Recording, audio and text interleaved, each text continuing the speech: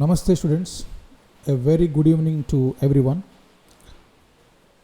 నిన్న మనం స్పోకెన్ ఇంగ్లీష్కు సంబంధించి ఒక ఇంట్రడక్టరీ క్లాస్ని జరుపుకున్నాం. ఈరోజు ఇంగ్లీష్ గ్రామర్కి సంబంధించి ఒక ఇంట్రడక్టరీ క్లాస్ నేను చెప్పాలనుకుంటున్నాను. మనం ఈ కోర్స్ని ఎలా ముందుకు తీసుకెళ్ళాలి అని మీకు ఒక ప్రశ్న రావచ్చు. నేను ఒకరోజు స్పోకెన్ ఇంగ్లీష్ మీద వీడియో చేస్తే మరుసటి రోజు నేను ఇంగ్లీష్ గ్రామర్ మీద వీడియో చేస్తాను. ఇలా మీరు ప్రతిరోజు ఈ వీడియోస్ ఫాలో అవ్వగలిగితే 1 నెల 2 నెలల కాల వ్యవధిలో మీరు ఖచ్చితంగా ఇంగ్లీష్ మీద మీకు ఒక అవగాహన ఏర్పడుతుంది. మీరు ఫ్లూయెంట్గా మాట్లాడేస్తారు అని అటువంటి ప్రామిసులు నేను చేయను. ఎందుకంటే నాలెడ్జ్ ఇవ్వడం వరకు నా బాధ్యత, దాన్ని నేర్చుకొని ఇంప్లిమెంట్ చేయడం మీ బాధ్యత. నా బాధ్యత నేను నిర్వర్తిస్తాను, మీ బాధ్యత మీరు నిర్వర్తించండి. సరే, ఇంకా మరి క్లాసులోకి వద్దామా? చాలామంది ఇంగ్లీషు మాట్లాడడానికి గ్రామర్ అవసరం లేదండి అని అంటూ ఉంటారు. చట్నీ లేకపోతే ఇడ్లీ ఎలా ఉంటుందో అలాగే గ్రామర్ లేని ఇంగ్లీష్ కూడా అలాగే ఉంటుంది. సో గ్రామర్ వల్ల ఇంగ్లీష్కి గ్లామర్ వస్తుంది, ఇది మీరు గమనించాలి. కాబట్టి డియర్ వ్యూవర్స్, మీరు ఖచ్చితంగా గ్రామర్ నేర్చుకోవాల్సిందే. మీకు ఇంకో క్వశ్చన్ రావచ్చు, ఇంగ్లీష్ గ్రామర్ మొత్తం నేర్చుకోవాలండి ఇంగ్లీష్ మాట్లాడడానికి అని. అంత అవసరం లేదండి. కొంతవరకు నేర్చుకుంటే, ఎక్కడి వరకు అవసరమో ఇంగ్లీష్ మాట్లాడడానికి అంతవరకు నేర్చుకుంటే సరిపోతుంది. నేను మీకు అంతవరకు ఏదైతే గ్రామర్ అనేది ఉపయోగపడుతుందో మాట్లాడడానికి అంతవరకు నేను మీకు నా వీడియోస్ ద్వారా మీకు అందిస్తాను. రైట్, నిన్న మనం భాష అంటే ఏమిటి, తర్వాత ఇంగ్లీష్లో ఎన్ని వాక్యాలు ఉన్నాయి, వాక్యాలు అనగా సెంటెన్సెస్, మనం 3 సెంటెన్సెస్లు ఉన్నాయని మనం నిన్న చర్చించుకున్నాం. Positive sentence, negative sentence and questions. అలాగే నిన్న మనం past tense and present tense and future tense గురించి కూడా 3 కాలాలని మాట్లాడుకున్నాం. ఈరోజు ఇంగ్లీష్ ఫండమెంటల్స్ గురించి మాట్లాడుకుందాం. ఇది మన గ్రామర్ క్లాస్, ఇంగ్లీష్ గ్రామర్ క్లాస్లో ఫస్ట్ లెక్చర్. నిన్న మనం స్పోకెన్ ఇంగ్లీష్లో ఫస్ట్ లెక్చర్ని నిన్న మనం చర్చించుకున్నాం. ఈరోజు ఇంగ్లీష్ గ్రామర్కి సంబంధించి ఫస్ట్ లెక్చర్. సో ఇవన్నీ మీకు తెలిసే ఉండొచ్చండి. ఇప్పుడు నేను చర్చించే విషయాలు మీరు తెలిసిన వాళ్ళు మీరు అలా చూసి చూడనట్లుగా, విని విన్నట్లుగా ఉండండి. తెలియని వాళ్ళు ఫోకస్ చేయండి. ముందు నేను చేయబోయే వీడియోస్లో మీకు తెలియని విషయాలు చాలా ఎదురవుతాయి. సో అప్పటి వరకు తెలిసిన వాళ్ళు సహనంతో మీరు ఇవి వినండి. రైట్, సో ఇక్కడ ఆల్ఫాబెట్. సో ఆల్ఫాబెట్ అంటే ఏ గ్రూప్ ఆఫ్ లెటర్స్ అని చెప్పొచ్చు, a group of symbols for a language అని చెప్పొచ్చు. ఇంగ్లీష్లో మనకి 26 లెటర్స్ ఉన్నాయండి. There are 26 letters in English alphabet. మనం ఆల్ఫాబెట్స్ అంటాం, అది రాంగ్ అండి. Alphabet, right? There is no word called alphabets. Alphabets అనే వర్డ్ లేదండి. మన వాడుక భాషలో ఆల్ఫాబెట్స్ అంటూ ఉంటాం, అది రాంగ్. ఆల్ఫాబెట్ అని పిలవాలి. సో ఇంగ్లీష్లో 26 లెటర్స్ ఉన్నాయండి. There are 26 letters in English alphabet. మనకు తెలుసు, a letter or a group of letters form a word, right? For example pen, book, I, etcetera. అలాగే a group of words will form a sentence, and a group of sentences is nothing but language. Okay, right. ఈ విషయాన్ని నిన్న వీడియోలో మనం చర్చించుకున్నాం. So మళ్ళీ మీకు గుర్తు చేయడం కోసం దీన్ని మళ్ళీ చెప్పడం జరిగింది. సరే అయితే, so next question is, how many words are there in English? English భాషలో ఎన్ని పదాలు ఉన్నాయి? ఎందుకంటే మీకు చెప్పాను, సెంటెన్సెస్ అనేవి పదాలు కలయికే, భాష అనేది సెంటెన్సెస్ యొక్క కలయిక. మరి భాష మాట్లాడాలి అంటే మనకు పదాలు తెలియాలి కదా, ఆ పదాలని ఎలా వాడాలో మనకు తెలియాలి కదా. అందుకని ఈ క్వశ్చన్ అడుగుతున్నాను, how many words are there in English? ఇంగ్లీష్లో ఇంచుమించు 10 లక్షలకు పైగా పదాలు అనేవి ఉన్నాయి. 10 లక్షలకు పైగా పదాలు అనేవి ఉన్నాయి. ఓకే, సో ఈ పదాలన్నిటిని 8 భాగాలుగా మనం విభజించవచ్చు. ఏ బేస్ మీద మనం విభజించవచ్చు? Based on their usage. Okay, based on their usage మనం ఇంగ్లీష్ పదాలన్నిటిని 8 భాగాలుగా విభజించవచ్చు. వాటిల్ని మనం పార్ట్స్ ఆఫ్ స్పీచ్ అంటాం. అంటే మీరు ఇంగ్లీష్లో ఏ పదాన్ని చూసినా అది ఈ 8 పార్ట్స్ ఆఫ్ స్పీచ్లో ఏదో ఒక వర్డ్ అయ్యి ఉండి తీరుతుంది. ఇది నేను చెప్పదలుచుకున్నాను. సో పార్ట్స్ ఆఫ్ స్పీచ్ అంటే ఇంగ్లీష్ పదాల యొక్క విభజన. దేన్ని ఆధారంగా చేసుకుని విభజించారండి? వాటి యొక్క ఉపయోగం. అంటే కొన్ని పదాలని నామవాచకంగాను అంటే నౌన్ గాను, కొన్ని పదాలను ప్రొనౌన్ గాను, కొన్ని పదాలను వర్బ్ గాను, యాడ్జెక్టివ్ గాను ఇలా మనం వాడుతూ ఉంటాం అన్నమాట. సో ఈ విధంగా ఇంగ్లీష్ పదాలన్నింటిని 8 భాగాలుగా విభజించారు. అవి ఏంటో మనం చూద్దాం. So first is noun. So noun అంటే మీకు తెలుసు, తెలుగులో నామవాచకం. సో నౌన్ అంటే a word that refers to a person, place, thing, substance or quality. So noun అంటే ఏంటండి? ఏ పదమైతే ఒక మనిషిని కానీ, ఒక ప్రాంతాన్ని కానీ, ఒక థింగ్ అంటే ఒక వైడ్ మీనింగ్ వస్తుందండి. అన్నీ వచ్చేస్తాయి. థింగ్ అంటే చెట్టు, పుట్ట అన్నీ వచ్చేస్తాయి ఇందులోకి. సో వేటినైతే మనం పేరు పెట్టి పిలుస్తామో ఆ పదాలన్నిటిని మనం నౌన్ అని అంటాం. సో ఉదాహరణకు మీరు చూడండి, రమేష్ ఒక మనిషి పేరు, హైదరాబాద్ ఒక ప్రాంతం పేరు, టైగర్ జంతువు పేరు. ఇలా మీరు ఏ పేరుని, ఏ వస్తువుని ఏ పేరుతో పిలిచినా అది నామవాచకం అవుతుంది. It's a noun. సో ఇప్పుడు మీరు కింద చూడండి, Ramesh bought a new computer in Hyderabad. ఈ సెంటెన్స్లో నౌన్స్ ఏవండి? Hyderabad is a noun, computer is a noun and Ramesh is a noun, right? So ఈ విధంగా నౌన్ అంటే a word that refers to a person, place, thing, substance or quality. So parts of స్పీచ్లో ఒక వర్డ్ని మనం నేర్చుకున్నాం, that is noun. So second one వచ్చేసి pronoun. మీకు తెలుసు ప్రొనౌన్ అంటే తెలుగులో సర్వనామము. So it is word used instead of noun. నౌన్కి బదులుగా మనం ఈ పదాన్ని వాడతామండి. అందుకే దీన్ని ప్రొనౌన్ అని పిలుస్తారు. వీటికి ఎగ్జాంపుల్స్ ఏంటంటే I, we, you, they, he, she, it. వీటిని ప్రొనౌన్స్ అంటారండి. ఓకే, మీరు కింద ఒక ఉదాహరణ గమనించినట్లయితే, Ramesh did not write exam as he was unwell. ఇక్కడ రమేష్ అనేది నౌన్, ఇక్కడ హీ అనేది ప్రొనౌన్. సో ఈ హీ అనే పదాన్ని రమేష్కి బదులుగా మనం వాడాం. అందుకే దీన్ని మనం ప్రొనౌన్ అని పిలుస్తాం. ఓకే అండి, మీకు అర్థమైంది అనుకుంటాను. నెక్స్ట్ ఫర్ ఎగ్జాంపుల్ చూడండి, ఇంకో ఉదాహరణ చెప్తా ప్రొనౌన్కి. She is beautiful. అక్కడ షీ అనేది pronoun, right? He is beautiful, they are beautiful, they are playing. ఇక్కడ దే అనేది pronoun, right? Next adjective. So యాడ్జెక్టివ్ని తెలుగులో మనం విశేషణం అని పిలుస్తామండి. యాడ్జెక్టివ్ అంటే ఏంటండి? విశేషణం. So a word that describes a noun or pronoun is called as an adjective. A word that describes noun or pronoun is called adjective. Describes అంటే ఏంటండి? ఇక్కడ వాటి యొక్క లక్షణాలు లేదా వాటి యొక్క గుణాలని తెలియజేస్తుంది. అంటే for example Simha is a boy అని అనుకుందాం అనుకోండి. ఇక్కడ వాట్ కైండ్ ఆఫ్ బాయ్ అంటే Simha is a bad boy. ఇక్కడ బ్యాడ్ అనేది యాడ్జెక్టివ్ అండి, ఇక్కడ బాయ్ అనేది నౌన్. సో ఈ నౌన్ యొక్క గుణాన్ని ఇది తెలియజేస్తుంది. అంటే నౌన్ ఎటువంటిది, ఈ నౌన్ ఎటువంటి వాడు, అంటే what kind of person is he. So ఈ వాట్ కైండ్ అనేదే యాడ్జెక్టివ్ అండి.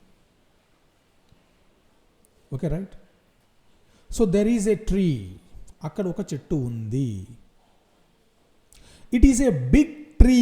చూసారా, ఆ ట్రీ అంటే వాట్ కైండ్ ఆఫ్ ట్రీ అంటే బిగ్ ట్రీ. సో అక్కడ బిగ్ అనేది యాడ్జెక్టివ్. సో రైట్, సో మనం రాబోయే క్లాసెస్లో ఈ యాడ్జెక్టివ్లో ఉన్న డిఫరెంట్ టైప్స్ ఏంటి, డిఫరెంట్ టైప్స్ ఆఫ్ యాడ్జెక్టివ్స్ ఏంటి, ఇంకా మనం డీప్గా నేర్చుకుంటాం. ఇప్పుడు నేను చెప్పేవన్నీ ఇంట్రొడక్టరీ క్లాసెస్ అండి, ఎందుకంటే మనం బిగినింగ్లో మెల్లమెల్లగా మనం వెళ్ళాలి. ఒకేసారి అంత ఇన్ఫర్మేషన్ ఇస్తే మీరు కన్ఫ్యూజన్ అయిపోతారు. Okay right. సో యాడ్జెక్టివ్ అంటే a word that describes a noun or pronoun, right. So చూడండి, the sky is black. So ఇక్కడ బ్లాక్ అనేది యాడ్జెక్టివ్, ఇక్కడ స్కై అనేది నౌన్, రైట్. సో ఈ నౌన్ గురించి చెప్తుంది కాబట్టి ఇది యాడ్జెక్టివ్. మీకు అర్థమైంది అనుకుంటా. నెక్స్ట్ వర్బ్, క్రియ. వర్బ్ అనేది చాలా చాలా ఇంపార్టెంట్ అండి. Without a verb there is no sentence in English. మీరు ఇంగ్లీష్లో ఏ సెంటెన్స్ తీసుకున్నా అందులో వర్బ్ ఖచ్చితంగా ఉండి తీరుతుంది. వర్బ్ లేనిదే దేన్ని కూడా మనం సెంటెన్స్ అని పిలవము. So that is the importance of verb. So verb అంటే క్రియ, ఇది మనం చేసే పనిని ఇది చెప్తుందండి. Okay. So a word that describes an action or a condition or experience. Okay. For example, he ran fast. తను వేగంగా పరిగెడుతున్నాడు. ఇక్కడ పరిగెడుతున్నాడు అనేది పని చేయడం కదా. సో ఈ ర్యాన్ అనేది వర్బ్. Okay right. సో ఇక్కడ కండిషన్, నేను వర్బ్ అంటే కండిషన్ కూడా తెలియజేస్తుందని చెప్పా. కండిషన్ అంటే స్థితి. For example, I am a teacher. I am a teacher, ఇక్కడ యామ్ అనేది వర్బ్ అండి, నా స్థితిని తెలియజేస్తుంది. I am a teacher. I clear? So ఇక్కడ యామ్ అనేది వర్బ్. ఓకే. సో ఈ విధంగా మనం వర్బ్ లేకుండా ఇంగ్లీష్లో మనం సెంటెన్స్ని ఊహించుకోలేం, రైట్. ఓకే. నెక్స్ట్ అండి యాడ్వర్బ్. ఇక్కడ యాడ్జెక్టివ్కి యాడ్వర్బ్కి ఒక క్లోజ్ రిలేషన్ ఉందండి. యాడ్జెక్టివ్ అనేది నౌన్ని ప్రొనౌన్ని డిస్క్రైబ్ చేస్తుంది. అంటే what kind of noun it is. Okay. ఇక్కడ మీకు చెప్పాను already, Simha is a boy. What kind of boy? Bad boy. So this bad is an adjective. In the same way adverb అనేది adverb అనేది వర్బ్ని describe చేస్తుందండి. So a word which describes or gives more information about a verb, about an adjective or another adverb is called as adverb. దీని తెలుగులో క్రియా విశేషణం అంటామండి. For example చూడండి, he worked the sum quickly.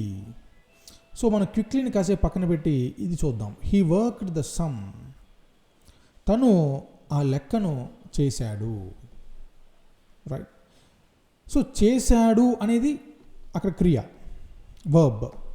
ఎలా చేశాడు? క్విక్గా చేశాడు, త్వరగా చేశాడు. ఈ క్విక్లీ అనేది యాడ్వర్బ్. అంటే ఇక్కడ హీ ఒక వర్క్ చేశాడు, ఆ వర్క్ త్వరగా చేశాడు అని ఆ వర్క్ని డిస్క్రైబ్ చేస్తుంది కాబట్టి ఇది యాడ్వర్బ్ అవుతుందండి. అర్థమవుతుందా? అలాగే ఈ యాడ్వర్బ్ అనేది యాడ్జెక్టివ్ని కూడా డిస్క్రైబ్ చేస్తుంది.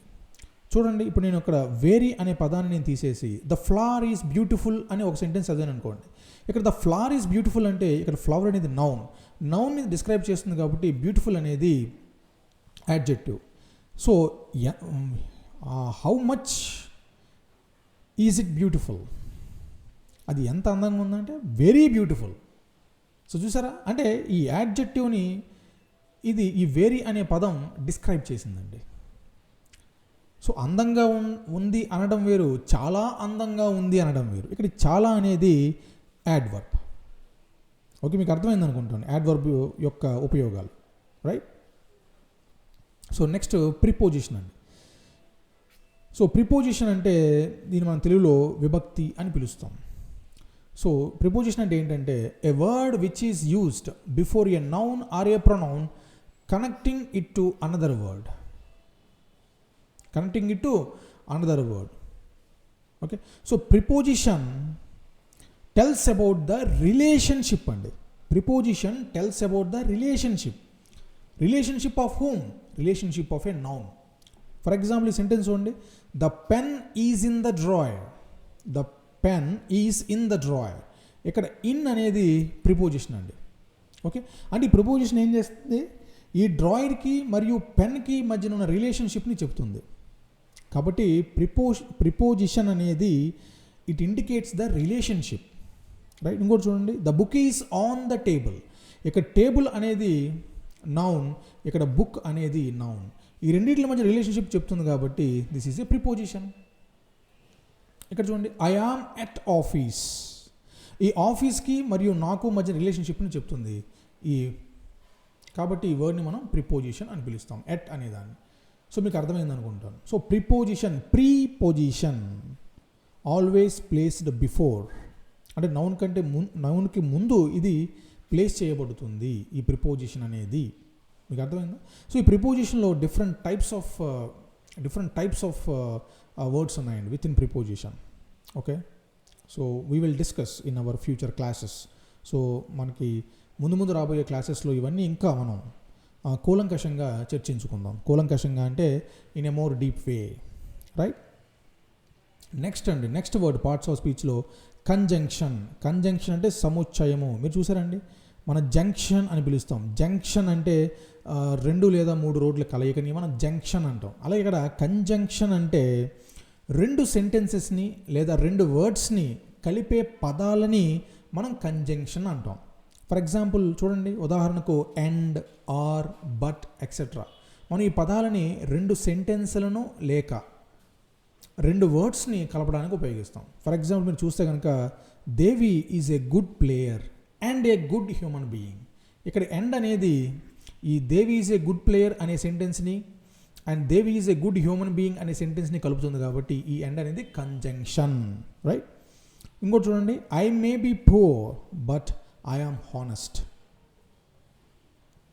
ఐ మే బీ పూర్ అనేది ఒక సెంటెన్స్, ఐ ఆమ్ హానెస్ట్ అనేది ఒక సెంటెన్స్. వీరిన్నిటిని ఇది కలుపుతుందండి బట్ అనే పదం. సో కాబట్టి ఇది కంజంక్షన్. Okay, right? సో ఈ విధంగా కంజంక్షన్ అనేది తన రోల్ని ఈ విధంగా ప్లే చేస్తుంది. Next last word of the parts of speech, interjection. So interjection అంటే ఆశ్చర్యార్థకం అండి. మన ఆశ్చర్యాన్ని తెలపడానికి ఈ పదాలు వాడుతూ ఉంటాం. ఓ, హే, ఉర్రే అని ఇలాంటి పదాలు మనం ఈ ఇంటర్జెక్షన్, మన ఆశ్చర్యార్థకం. ఓకే, సో ఆశ్చర్యపరిచే సెంటెన్సెస్ మనం రాసినప్పుడు ఈ పదాన్ని మనం ఉపయోగిస్తాం. So interjection is a word which is used to show a short or sudden expressions of emotion. Okay, so సడన్గా వచ్చే ఎమోషన్స్ని కావచ్చు, ఎక్స్ప్రెషన్స్ కావచ్చు, అవి మనం వ్యక్తపరచడానికి, తెలియజేయడానికి మనం ఈ ఇంటర్జెక్షన్ అనే వర్డ్ని యూజ్ చేస్తాం. అవి ఏంటంటే ఎగ్జాంపుల్ ఓ, హే, హుర్రే, అలాస్, మీరు వినే ఉంటారు ఈ పదాలు. ఓకే, మనం ఇవి వాడుతూ ఉంటామండి ఆశ్చర్యాన్ని తెలియపరచడం కోసం. ఓకే డియర్ స్టూడెంట్స్, మనం ఈరోజు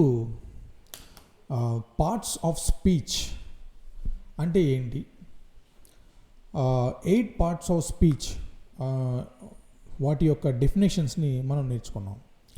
సో టు సమ్మరైజ్, మనకి ఇంగ్లీష్లో ఆల్మోస్ట్ 10 లక్షలకు పైగా పదాలు ఉన్నాయి. ఈ పదాలను అన్నిటినీ వాటి యొక్క ఉపయోగాన్ని బట్టి 8 విభాగాలుగా మనం విభజించవచ్చు, 8 భాగాలుగా విభజించవచ్చు. అవి noun, pronoun, verb, adjective, adverb, preposition, conjunction and interjection, right? Conjunction and interjection. So these are the 8 parts of speech. సరే, ఇప్పుడు ఎందుకండి మనం పార్ట్స్ ఆఫ్ స్పీచ్ చెప్పుకున్నామంటే, నిన్నటి వీడియోలో మీకు positive sentence, negative sentence and questions యొక్క స్ట్రక్చర్స్ని నేను చెప్పాను.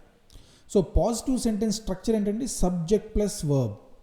నెగిటివ్ సెంటెన్స్ స్ట్రక్చర్ ఏంటంటే subject plus verb plus not. So క్వశ్చన్కి స్ట్రక్చర్ ఏంటంటే వర్బ్ ప్లస్ సబ్జెక్ట్. సో ఈ అన్ని స్ట్రక్చర్స్లో మనం వర్బ్ అనే పదాన్ని మనం చూసాం. అసలు వర్బ్ అంటే ఏంటి అంటే, మనం ముందు సెంటెన్స్ స్ట్రక్చర్ని మనం చెప్పుకోబోతాం కాబట్టి అందులో ఈ వర్బ్ కావచ్చు, యాడ్వర్బ్ కావచ్చు, యాడ్జెక్టివ్ కావచ్చు, ఇవన్నీ వస్తూ ఉంటాయి. అందుకని వాటి గురించి మనం ముందుగానే తెలియాలి కాబట్టి ఇంగ్లీష్ గ్రామర్ కూడా మనం నేర్చుకోవాలి. ఓకే, సో నేను మిమ్మల్ని కోరుకునేది ఒకటే, ఇంగ్లీష్ గ్రామర్ అనేది చాలా చాలా ఇంపార్టెంట్. ఇంగ్లీష్ గ్రామర్ లేనిదే మీరు మాట్లాడే లాంగ్వేజ్కి గ్లామర్ ఉండదు, మీరు ఫ్లూయెంట్గా మాట్లాడలేరు. సో కాబట్టి ఇంగ్లీష్ గ్రామర్ కూడా మీరు సమయాన్ని వెచ్చించండి. మీకు ఎటువంటి డౌట్ అనేది వచ్చినా మీరు కింద కమెంట్స్లో మీ యొక్క ప్రశ్నలను మీరు సంధిస్తే నేను వాటి జవాబులు నాకు సమయాన్ని తీసుకొని ఖచ్చితంగా వాటికి నేను సమాధానాలు ఇస్తాను. ఓకే మై డియర్ స్టూడెంట్స్, రేపు మనం స్పోకెన్ ఇంగ్లీష్ మీద 2వ క్లాస్ని మనం బిగిన్ చేద్దాం. ఓకే, సో ఇప్పటి వరకు మనం ఇంగ్లీష్ గ్రామర్ గురించి ఒక ఇంట్రడక్టరీ వీడియో, అలాగే స్పోకెన్ ఇంగ్లీష్ సంబంధించి ఇంట్రడక్టరీ వీడియో మనం చెప్పుకున్నాం. Okay friends, thank you very much. Meet you tomorrow. Bye.